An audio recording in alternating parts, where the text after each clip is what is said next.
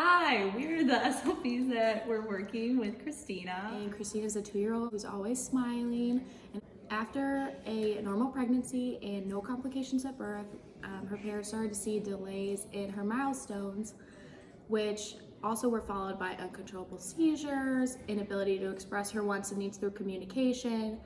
These were congruent with Angelman syndrome, which she was later diagnosed with issue, but she is hypernasal. Want to be careful and keep an eye on nasal regurgitation.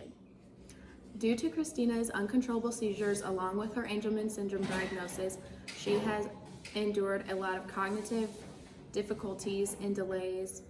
Christina also has been diagnosed with severe ataxia, which impacts her voluntary movements, which can affect her nonverbal language since she communicates mostly through gestures. We could see this being a problem for her in terms of communicating with caregivers. Christina relies heavily on her parents' understanding of her squeals, cries, and other vocalizations. And their desires really are coming to get speech services is that she's able to communicate on her own her needs and wants.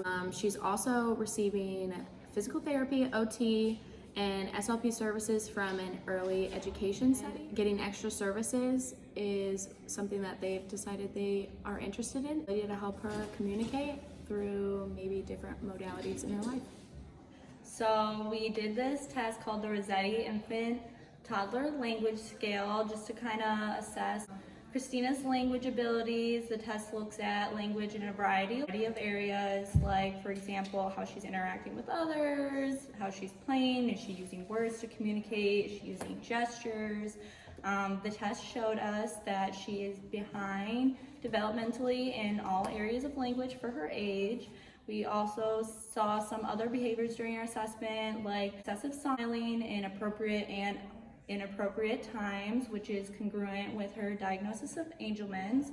So based on all the information that we've gathered about Christina, her diagnosis, her seizures, her problems with balance and movement, we are seeing global developmental delays, which just means that she's behind in a variety of areas, which is contributing to her communication difficulties. We just want to review the case history to get a better understanding of what the goals are for Christina, what the concerns are for Christina in regards to her communication.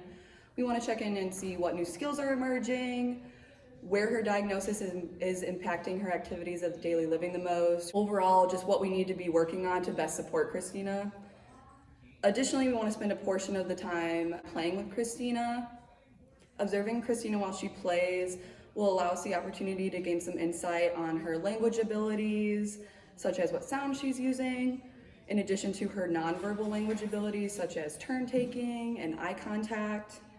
And while we are playing with Christina, we also can give a play-based assessment that will allow us to look at the oral structures for speech, such as her teeth and her lips, and see how they are functioning. Okay, so when we're looking at formal assessments, there's only a couple that we want to look at. The first one we would want to do is to make sure that her hearing is okay, so we would probably want to do an OAE. This is a hearing test that will send a sound signal into her ear, but it doesn't require her to respond. So that will be helpful because when we were looking at Christina, her language comprehension skills were a little difficult to assess.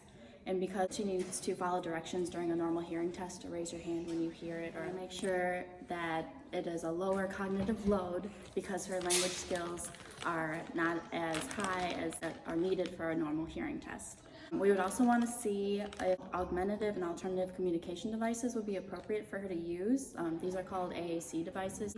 And before we would want to see which kinds of devices that would be appropriate for her, we would want to make sure that she has a good cause and effect relationship because she would need that for touching a button would produce a word, and that would be how she would communicate. Right now, she typically has vowels and squeals as her only mode of communication, and so it's really hard, and we want to improve her language skills, both for her speaking and understanding. And so using an AAC device can help her to do that. Once her cause and effect skills were good, we could use AAC Genie, which will help us to narrow down which kind of device will fit her specific needs to give her the best tools to use her language. And we look forward to any questions that you have for us.